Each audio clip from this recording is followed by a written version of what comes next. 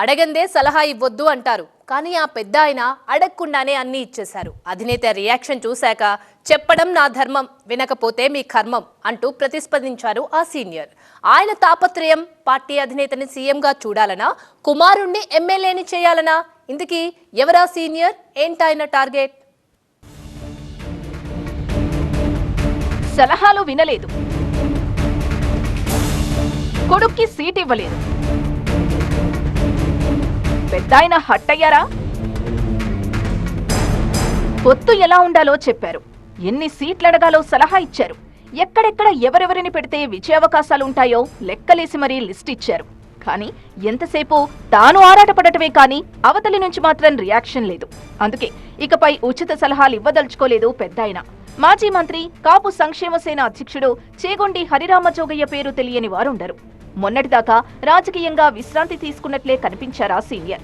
వయోభారం, ఆరోగ్య సమస్యలతో పాలిటిక్స్ లో ఆయన యాక్టివ్ గా లేరు. గత ఎన్నికల సమయంలోనూ పెద్దగా బయటికి రాలేదు హరిరామజోగయ్య.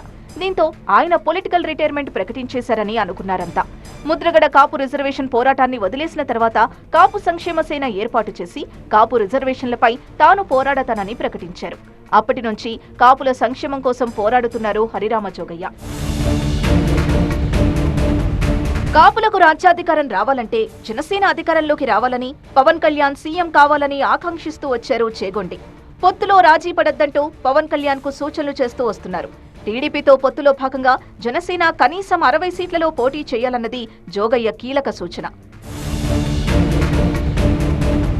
కానీ చివరికి జనసేన 24 సీట్లతో సర్దుకుపోవడంతో పెద్దాయనకు చిర్రెత్తుకొచ్చింది.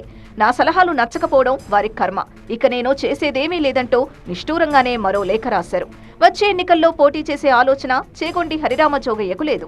ఆయన వయసు కూడా అందుకు సహకరించదు.